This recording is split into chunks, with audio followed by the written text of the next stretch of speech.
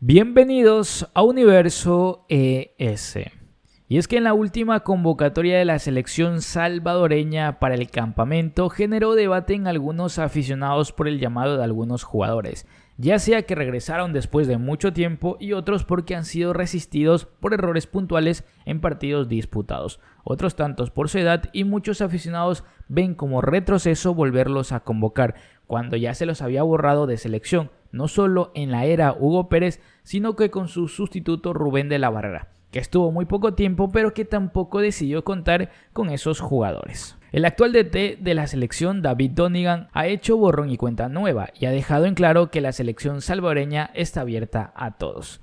Recuerda que si quieres salir en próximos videos, no te olvides de hacérmelo saber en la cajita de comentarios. Suscríbete, comenta y comparte con tus amigos. Y sin más, arrancamos. Me han dejado muchos nombres en los comentarios de anteriores videos. He seleccionado los más recurrentes o los más nombrados, los cuales estaré analizando a continuación. Empezamos con Nelson Bonilla, que juega actualmente en el Sukhothai con 33 años en la Liga de Tailandia. Y ya a sus 33 años, futbolísticamente es un jugador bastante maduro, ducho con experiencia en procesos eliminatorios. Característica que parece que está buscando el actual DT de la selección salvadoreña, jugadores en los cuales pueda recaer esa responsabilidad de cara al actual proceso eliminatorio, con un mundial a realizarse en nuestra confederación, lo cual nos permitirá más cupos al mundial, donde ve la oportunidad de meterse a la pelea, y para eso apela a los experimentados, entre ellos Nelson Bonilla. ¿Debe o no debe regresar a la selección?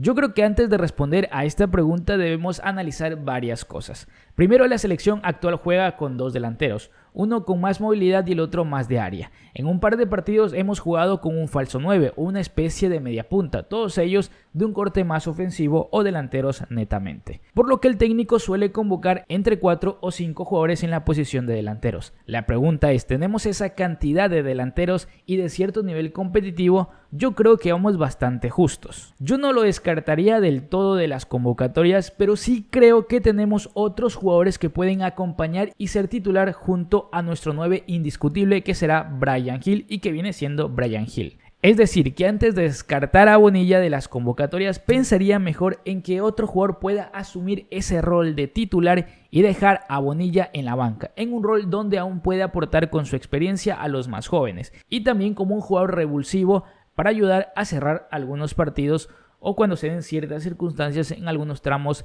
de compromiso, a partir justamente de su experiencia. Ahora hablaremos de Darwin Cerén.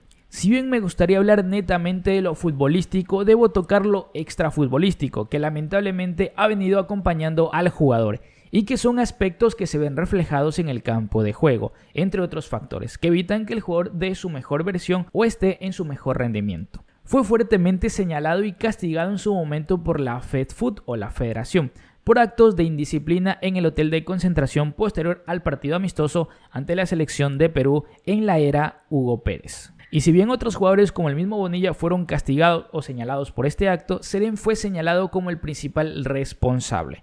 Hace meses atrás fue detenido por la Policía Nacional por supuestas agresiones. Posteriormente, el jugador recuperó su libertad, lo que le permitió estar incluido en la gira por Estados Unidos. Sobre este último tema no hablaré mucho porque desconozco sobre esa detención y temas legales. Regresando a la gira por Estados Unidos, su rendimiento no fue lo esperado. Lejos estuvo de ese buen partido que hizo a inicios de este año con selección, cuando nos enfrentamos al Inter Miami de Messi en el Cuscatlán en un compromiso de carácter amistoso. En este último campamento fue descartado por lesión, aunque estaba contemplado para él mismo. Pero lo que está claro es que el DT desea contar con el jugador. Como lo hemos mencionado ya en el caso Bonilla, el míster está buscando esos jugadores más experimentados para encontrar un equilibrio con los más jóvenes. Pero la pregunta que muchos se hacen es, ¿debe o no debe seguir siendo parte de la selección o volver a una convocatoria con la selección?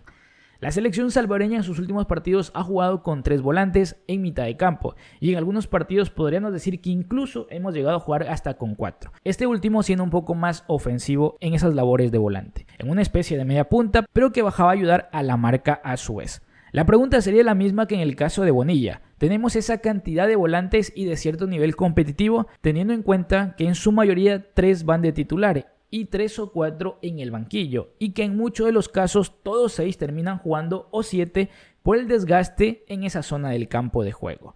Antes de responder a esta pregunta, muchos me dirán que tome en cuenta o que tomemos en cuenta el apartado disciplinario, como ya lo comentamos en el inicio del video. Y si bien el DT hizo borrón y cuenta nueva, los jugadores involucrados en estos actos, incluido Seren, del que estamos hablando, ya habían cumplido su castigo, pero también ya quedaron marcados con esos antecedentes, y de volver a cometer estos actos prácticamente ellos estarían borrando de selección solos. ¿Cuál sería la conclusión o respondiendo a la pregunta que si tenemos esa cantidad de volantes y de cierto nivel competitivo?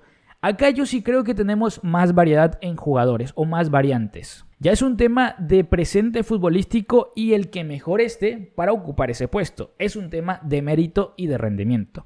En zona de volantes contamos con Orellana, el regreso de Landaverde, el incansable Cristian Martínez y que se ha vuelto un jugador importante actualmente en la selección, Jeremy Garay, que ya aparece en el radar de David Donegan, Melvin Cartagena, el mismo Pablo Ponget y Harold Osorio ya recuperado y destacando en la MLS Next Pro.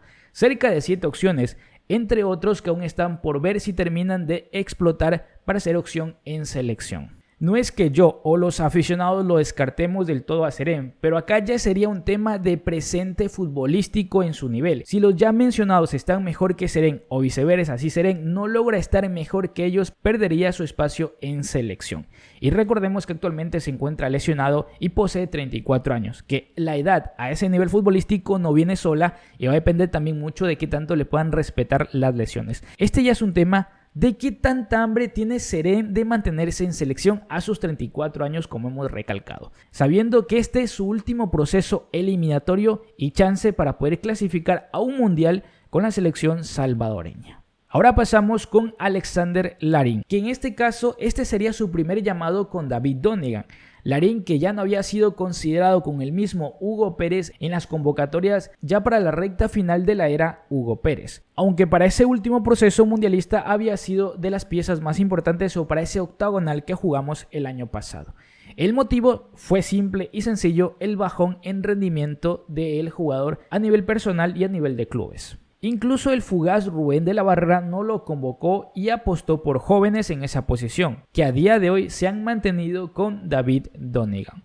Por mucho tiempo no tuvimos un jugador que pudiera ocupar esa posición y parecía que el regreso de Larín tarde o temprano era inminente, no solo para ser convocado, sino que para ser titular.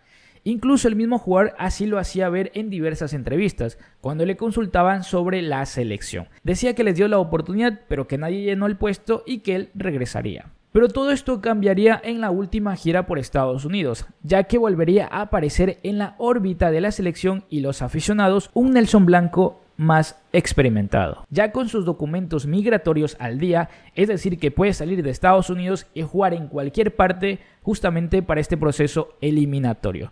Con juventud y experiencia a su vez, esto porque fue parte de la era del profe Hugo Pérez, donde compitió con el puesto con el mismo Larín, pero un Larín en su mejor versión, otro Larín, no el que estamos viendo actualmente. También debemos tener en claro que ya no jugamos con laterales puros, sino que con carrileros, esto con David Donegan en su estrategia con selección. Esto le pone una dificultad más, yo considero, a Larín, ya que Nelson Blanco y un polivalente Adam Climaco son los únicos habituados a jugar en línea de 3 y como carrileros en sus clubes. Sumado a que hay jugadores más jóvenes como Diego Flores, que hoy en día el técnico los ha considerado por encima de Larín. Y si bien a nivel de clubes ha recuperado cierto nivel y ha tenido cierto éxito, creo que está lejos de la exigencia física que hoy demanda esa posición de carrilero, no de lateral, de carrilero en la selección. Hoy por hoy no lo veo a nivel de selección y todo dependerá del jugador en lo que resta para el arranque de las eliminatorias, si logra encontrar ese segundo aire a nivel futbolístico y pelear por meterse en la convocatoria, no tanto por la titularidad, sino más bien por un espacio en la convocatoria y más en un segundo plano.